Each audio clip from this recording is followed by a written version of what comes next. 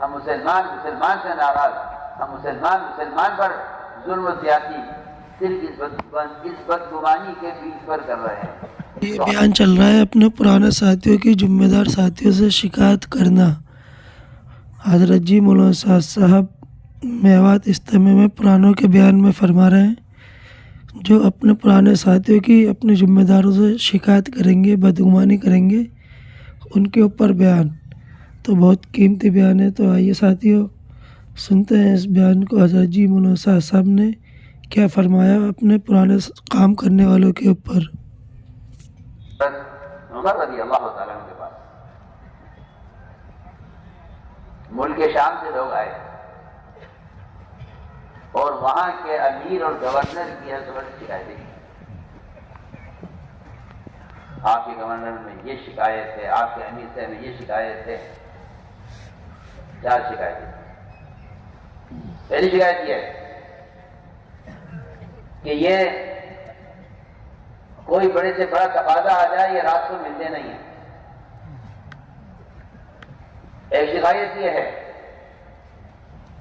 کہ یہ مہینے میں ایک دن چھٹی کرتے ہیں، باہر نہیں نکلتے پورے دن۔ ایک شکایت یہ ہے کہ یہ اچانک کسی دن بے ہوش ہو جاتے ہیں، ہم سمجھتے ہیں کہ مر گئے۔ اور ایک شکایت یہ ہے کہ دن چڑھنے تک یہ گھر سے باہر نہیں نکلتے، یہ تو روزانہ کا معاملہ۔ جب شکایتیں عمر کے پاس آئیں،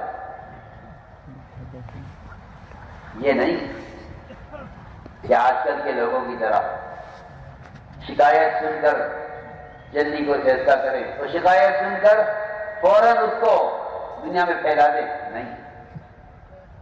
عمر رضی اللہ تعالیٰ عنہ اللہ کے متوجہ ہو، اے اللہ، میں اپنے اس امیر کی ان 4 شکایتوں کے بارے میں تجھ سے اچھا گمان کرتا ہوں، میں اس مومن کے بارے میں اچھا گمان کرتا ہوں۔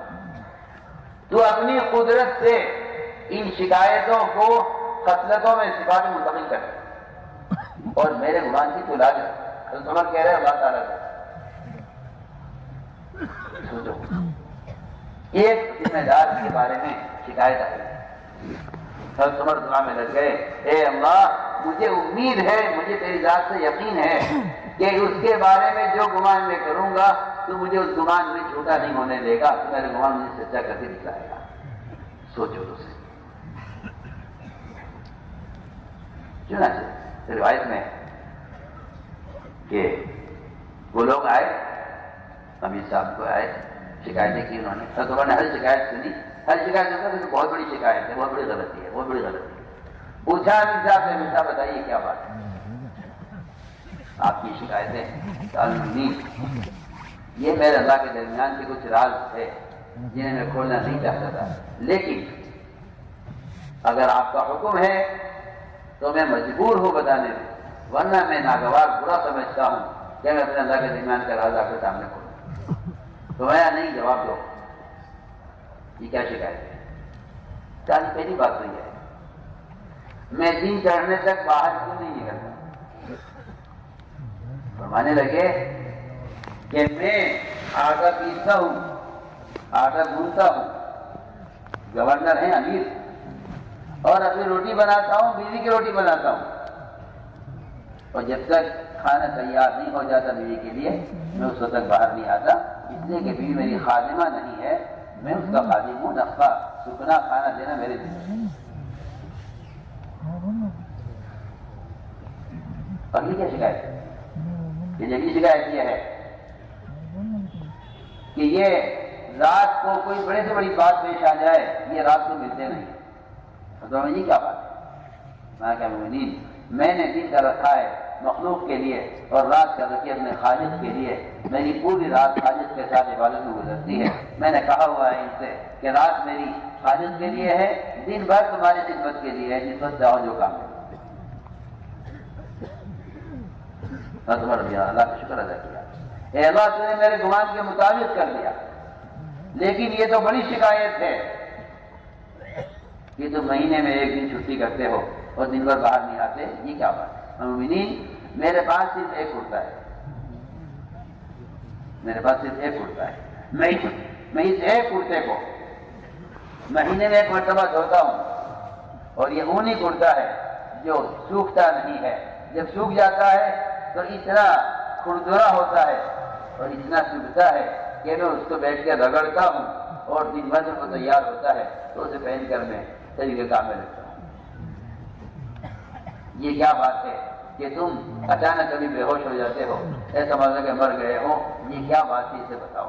کہنے المؤمنین میں عاصم رضی اللہ تعالیٰ عنہ کی شہادت کے موقع پر مشرکین کے ساتھ تھا جب ان کو شہید کیا گیا اور ان کے اعضاء کاٹے گئے، میں صبح جامع لایا تھا، میں ان کے ساتھ شریک تھا عاصم کے قتل میں۔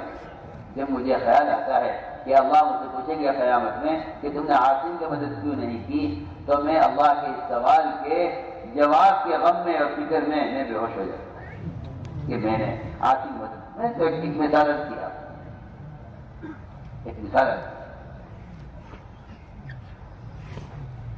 یہ تھا مسلمان کا معاملہ مسلمان کے ساتھ، یہ تھا ان کا معاملہ گمان کا بات۔ لیکن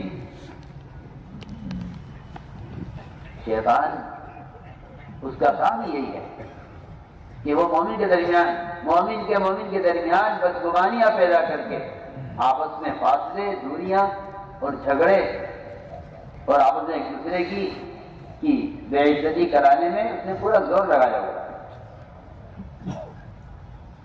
اس لیے فرمایا کہ مومن کے ساتھ بدگمانی سے بچو، تمہارا کیا کا وفن، مومن سے بدگمانی سے بچو، اس لیے کہ تمام جھوٹ میں جھوٹ کی جتنی بڑی شکلیں ہو سکتی ہیں اس میں سب سے بڑی جھوٹ کی شکل مومن کے ساتھ بدگمانی کرنا ہے۔ اکذب الحدیث فرمایا، اکذب الحدیث سب سے بڑا جھوٹ مومن کے ساتھ بدگمانی۔ حدیث میں آتا ہے کہ شیطان ایک بزرگ کی شکل میں آئے گا، وہ تمہارے درمیان ایک بات چھوڑ جائے گا، تم کہو گے کہ ہاں بھائی یہ بات سنی ہے، وہ اس کو بتائے گا، وہ اس کو بتائے گا، وہ اس کو بتائے گا، وہ اس کو بتائے گا، سارے ساتھیوں میں بات پھیل جائے گی، پوچھا جائے گا کہ بھائی بات کس نے کہی ہے، تو سننے والا یہ کہے گا وہ ساتھی کو شکل سے جانتا ہوں، نام سے نہیں جانتا، سامنے آگے تو بتا دوں گا۔ حدیث نے صراحتاً فرمایا کہ وہ شیطان ہی تھا جو تمہارے درمیان بدگمانی پیدا کر گیا ہے تاکہ تم آپس میں لڑو، جس سے دین اور دین کی دعوت کا اور دین کی محنت کا نقصان ہو۔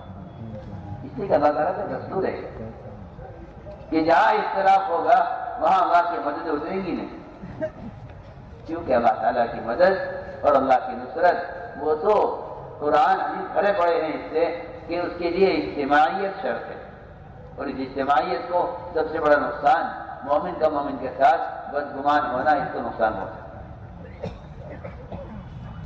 حدیث سے رابطہ فرمایا کہ ہاں یہ شیطان تھا، یہ آئے گا نہیں دوبارہ، یہ تمہارے دل میں ایک بات چھوڑ گیا ہے اور تم آپس میں اس بات کو دہرا رہے ہو، ایک بات کو سنا رہے ہو، سن رہے ہو، حالانکہ کوئی حقیقت نہیں۔ اس لیے فرمایا کہ مومن کے ساتھ بدگمانی مت کرو۔